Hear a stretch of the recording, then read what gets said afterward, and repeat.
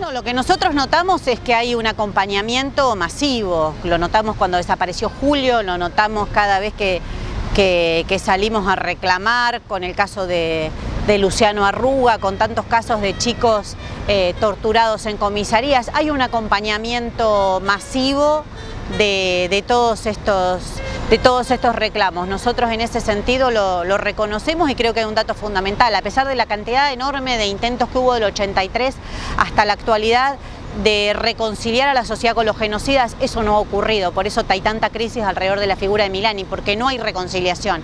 Han tratado de presentar a las Fuerzas Armadas como el mejor método para combatir el narcotráfico, los mejores para actuar en caso de catástrofe e inundaciones. Han hecho de todo los últimos años, por referirme solo a los últimos años, las han hecho pedir perdón, de todo, pero no hay reconciliación con los genocidas. Entonces creo que ese nivel de conciencia después de la dictadura militar sigue muy alto. Fundamentalmente porque todos los casos quedan impunes, la mayoría están impunes, entonces la impunidad trae más impunidad, trae nuevos hechos. Cuando se decide no investigar a los secuestradores de Julio López, que es una decisión política, no avanzar a la bonaerense, no avanzar en el entorno de Checolás, todo lo que nosotros reclamamos en ese momento, se está dando un mensaje de impunidad, de que acá se secuestra una persona y no pasa nada, y no se va a investigar a las fuerzas de seguridad. Entonces creo que esa es parte de la explicación. Se explica porque hay una continuidad del aparato represivo de la dictadura que se dan las personas que son los mismos que desaparecían gente en la dictadura y hoy siguen actuando. El caso, bueno, de Milani es como la exposición máxima de eso, alguien que participó en inteligencia de la dictadura y hoy está al mando del ejército. El caso de Gerardo Martínez, al mando del batallón 600, integrante del batallón 601 en la dictadura y hoy al mando de la UOCRA, cuando en su propio legajo consta que él llegó a la UOCRA como agente de reunión de información en el ámbito gremial. Es decir, un buchón infiltrado, no es que un día tuvo un trabajo de albañil y ahí entró a la UOCRA. No, fue como buchón y llegó a la máxima jefatura de la UOCRA y hoy sigue en ese lugar. Entonces creo que hay una continuidad en las personas y una continuidad en las prácticas de la desaparición, que fue fundamentalmente el método instaurado por la dictadura y sigue siendo un método de represión social, de control social, así como el gatillo fácil, sigue siendo un método de control social extremo la desaparición de personas. Bueno, ese es el grado de conciencia y de acompañamiento que tienen los reclamos ligados a las libertades democráticas y a la defensa de los derechos humanos. Precisamente en eso se demuestra.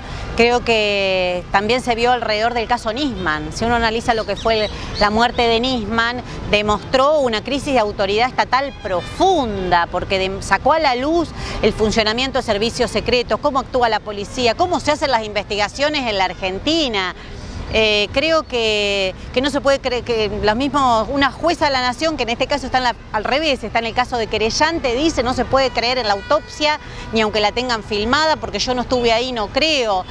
No quiero que me abran los celulares y que se fijen a quién llamó porque no confío en quien hace las pericias. Bueno, creo que hay una crisis de autoridad estatal profunda que surgió alrededor del caso Nisman y que demuestra esto que decíamos, que hay un grado de conciencia muy alto de para qué están las fuerzas de seguridad. Las fuerzas de seguridad no están para proteger a las mayorías, sino que están para proteger la propiedad privada de una minoría. Eso es lo que decimos desde la izquierda y creo que en la Argentina, después del genocidio, eso ha quedado claro para la mayor parte de la gente. Que si uno se da cuenta que las fuerzas de seguridad, por más que no sea tan racional en análisis, pero sí que hay una amplia conciencia de que se manifiesta la desconfianza de que esas fuerzas de seguridad están para cuidar los privilegios de unos pocos y no los intereses de las grandes mayorías.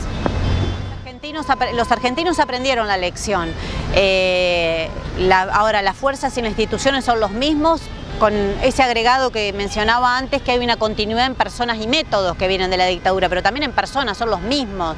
Cuando desaparece Julio López en el año 2006, nosotros conseguimos que nos entreguen la cantidad, la nómina de policías que había de la dictadura en ese momento, es decir, aquellos que habían participado en la dictadura, que estaban en las fuerzas de seguridad cuando Julio desaparece la primera vez y que estaban en funciones todavía en el 2006, y eran 9.026 policías de la bonaerense, con las famosas purgas de Arlañán, con todo lo que se había hecho todavía quedaban 9.000 en funciones. Entonces estamos hablando de continuidad en personas y en métodos y que creo que eso es lo que le merece el desprestigio que tienen, pero no creo que sea solo un problema de que no haya una conciencia generalizada.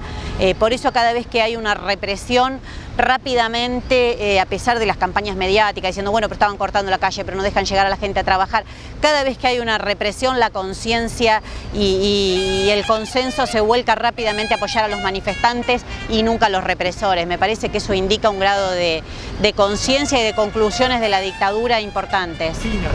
Sí, creo que los motivos están dados por el mismo gobierno y por los mismos que participaron. Hay una resolución del año 2009, donde de la Gendarmería, de las máximas autoridades de la Gendarmería, donde dice que dada la situación económica mundial, recuerden ustedes 2008, 2009 fue un año de crisis económica en el mundo, había que empezar a prevenir las situaciones de AOP.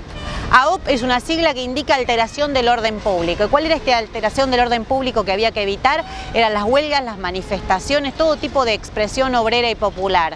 Y a partir de ahí se inició un salto, lo que ya veníamos denunciando, pero hay un salto enorme en la criminalización de la protesta social. Y también se incrementa con esto el espionaje político. Nosotros hemos denunciado el Proyecto X de la Gendarmería Nacional y precisamente este espionaje tiene un contenido de perseguir a los que luchan y se organizan. Si vos te fijas quién es el mapa de todos los perseguidos por el Proyecto X, que es a nivel país, incluye desde los ambientalistas de Famatina, pasando por los de Gualeguaychú, llegando hasta los trabajadores que se organizan en la zona norte, que tienen un capítulo importantísimo, como aquellos que se organizan en las villas. Es decir, hay un informe que se llama Situación Villas, donde analiza quién responde a quién en cada lugar, en cada villa, en cada asentamiento, y va haciendo un análisis de cómo prevenir que la gente se organice. Entonces, tiene netamente una explicación política y que evidentemente ante la crisis mundial no pretendían resolverla a favor de los trabajadores, sino a favor de los empresarios, ¿no? Porque cuando uno gobierna a favor de las mayorías, no tiene por qué espiar a las mayorías.